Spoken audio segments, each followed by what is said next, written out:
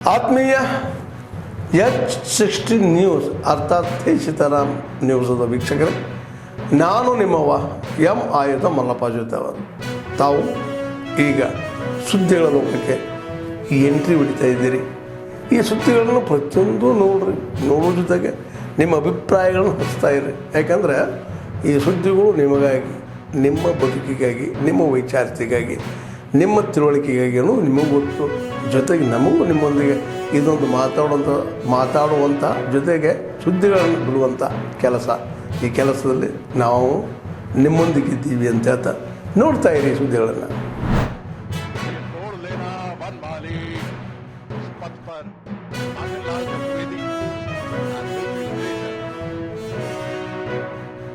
भारत में कभी भी सिविल एडमिनिस्ट्रेशन और मिलिट्री के बीच कॉन्फ्लिक्ट की स्थिति कभी नहीं पैदा हुई, क्योंकि दोनों का उद्देश्य राष्ट्र की रक्षा और जनता की सेवा ही रहा है. हालांकि शुक्ला जी ने अपनी पुस्तक में एक आर्टिकल का रेफरेंस किया है, जिसके अनुसार नेहरू जी एक बार रक्षा मंत्रालय गए.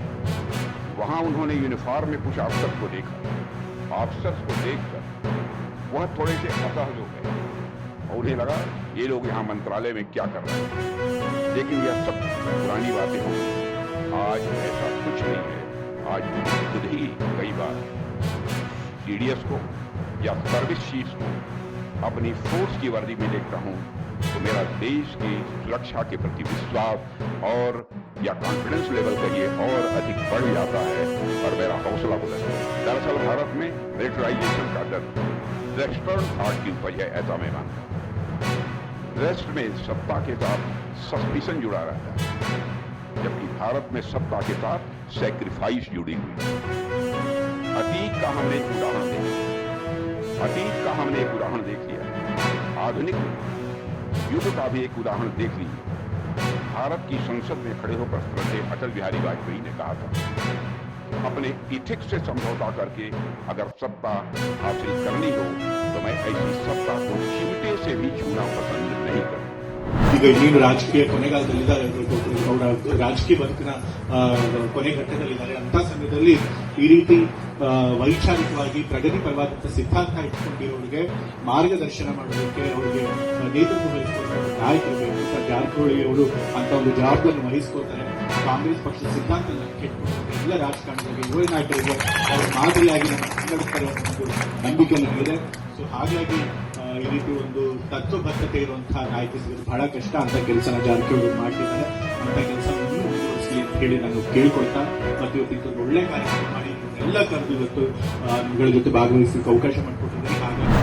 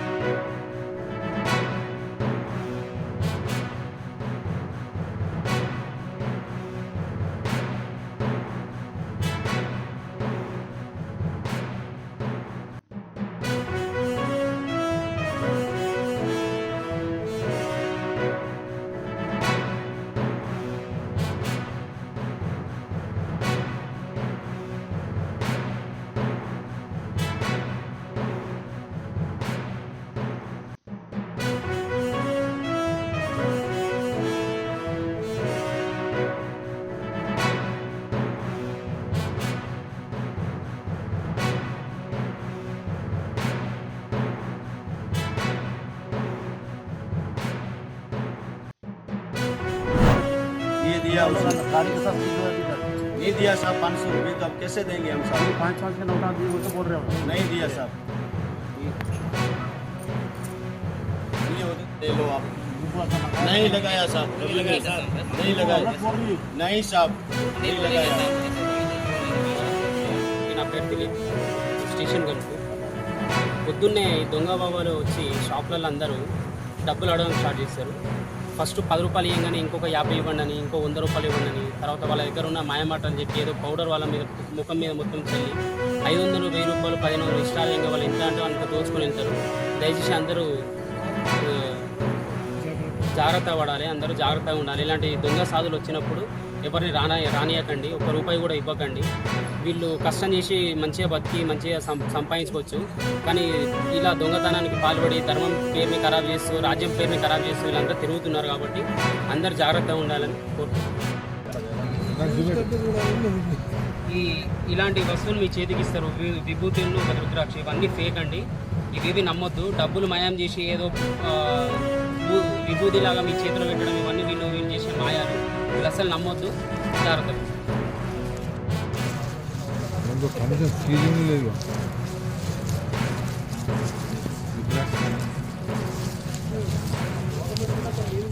పట్టుకొస్తా ಆತ್ಮೀಯರೇ, ಎಲ್ಲ ಸುದ್ದಿಗಳನ್ನು ನೋಡಿದ್ರಲ್ಲ, ಏನು ಅನಿಸ್ತು ನಿಮಗೆ? ಇದರಲ್ಲೇ ನಿಮ್ಗೆ ಲೈಕ್ ಆಗಿರ್ಬೋದು, ಡಿಸ್ಲೈಕು ಆಗಿರ್ಬೋದು, ಕಾಮೆಂಟ್ ಬೇಡಪ್ಪ ಅಂತೂ ಅನಿಸಿರ್ಬೋದು, ಕಾಮೆಂಟ್ ಮಾಡಬೇಕಪ್ಪ ಅನಿಸಿರ್ಬೋದು, ಶೇರ್ ಮಾಡಬಾರ್ದಪ್ಪ ಅನಿಸಿರ್ಬೋದು, ಅದು ಮಾಡಬೇಕು ಅನಿಸಿರ್ಬೋದು.